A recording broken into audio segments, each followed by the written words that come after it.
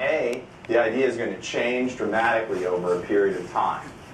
B, during that period of time when it's changing, unless you're incredibly passionate to stick with it, you're going to go bankrupt, you're going to lose all your friends, you might even get a divorce, mortgage your house, etc. So if the passion isn't there to stick with it, it's going to fade.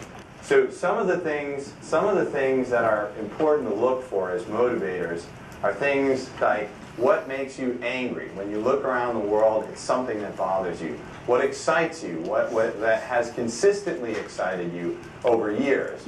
And what are you curious about? Maybe a field of study that you've been passionate about since you're young. These are great origins for a business that you will pursue and an idea that you will turn over multiple times. I'll just give you a simple example from myself.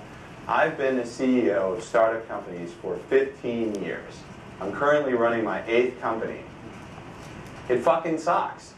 I'm not going to be up here and tell you it's great. It sucks. It sucked then. It sucks more now. And the irony is, I'm better. I'm like an expert, and it still fucking sucks, right? Raising money sucks. It's gotten harder with regulations.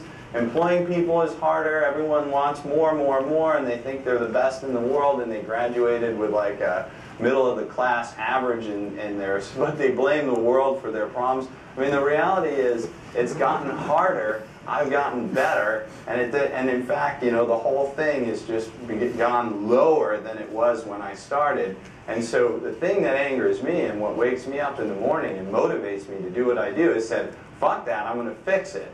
I'm going to make it better, not harder. I'm going to make it more fun, easier, more financially rewarding to start a company because it's really, I believe right now, at a nadir, not at an apex. So that anger motivates me to do inhuman amounts of stupid shit. I'm on a plane like retarded amounts. I feel like that George Clooney movie where like, it's like I can maximize time, like follow the Asian guy on the line for anyone who's talking because they're efficient. Like, I have all these little bizarro tactics that, God forbid, I never wanted to know. So you want to get yourself into the zone. Once you have identified this passion, maybe you have an idea, you want to get into the zone, you want to start talking to people. Don't go into stealth mode. So one of the first pieces of advice, one of the best pieces of advice I can give here, is identify a board of friends. These are people who will be honest with you through thick or thin.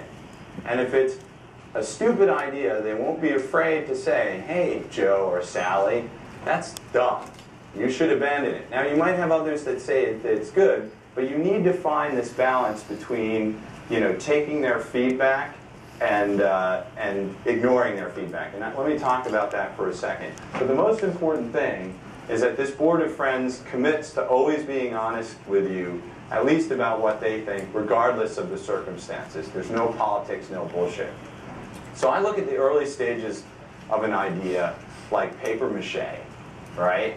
And so you're just forming it together. And it's real easy to turn that cow into an octopus, right? It's like, oh, and suddenly it's an octopus. Very easy. Later on, it's a fucking cow. It ain't going to become no octopus. So it starts to harden. So in the early days, taking that feedback is critical, because once it's already kind of hardening as a cow, you can't change it. You have staff, you have investors. A lot of people refer to this as optionality. As you move along the course of developing your business, your optionality decreases. The ability to change your business decreases. So feedback and speaking to people early on is very important. One other point on that. So I like to call all the ideas that I come up with in the beginning when I'm driving on passion to build something, projects.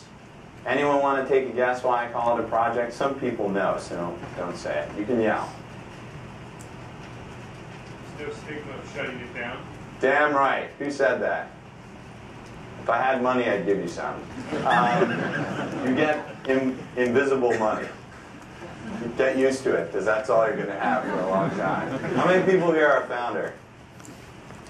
Sweet. You all have invisible money. You can give me some invisible money later. So I know that you covered a little bit market, and a lot of people are like, I'm going after this huge market. It's like $300 million. I'm like, I don't know, is that huge in sub-Saharan Africa in some village? Because it ain't huge in America and most of Europe and frankly most of the developed world. I mean, $10 billion market, which is like the market called music, is fucking small. And why is that the case? Because usually there's more than one company that's going after it. So when you start adding up hundreds or even thousands of companies and dividing it by a number, that means the maximum size might be 10 or $15 million per company per year in revenue. And quite frankly, that's not a lot of money. That's a kind of a small business, honestly. The way I look at it is a $10 million business is either the end goal of a lifestyle business or a stepping stone to a big business. And let's put things in perspective. If you have a $3 million a year business, right, you probably have like 5, maybe 10 employees max. And if you have 10 employees, you're probably not that profitable because my guess is you have some expenses. So, you'll get bored of that. You have to think as an entrepreneur where you want to be in 5 or 10 years. If you're running a business that you've built over 5 years and it's pulling down $3 million a year and you got 5 employees and there's no upside, I guarantee you that unless it's a bar on the coast of like some island in the Caribbean, you're going to get bored of it, right? And even then you might get bored of it or become an alcoholic. So it's really, really important that you understand your market, not just because you want it to be big, but you want it to be something that your passion that caused you to start this business in the first place, that you can grow into.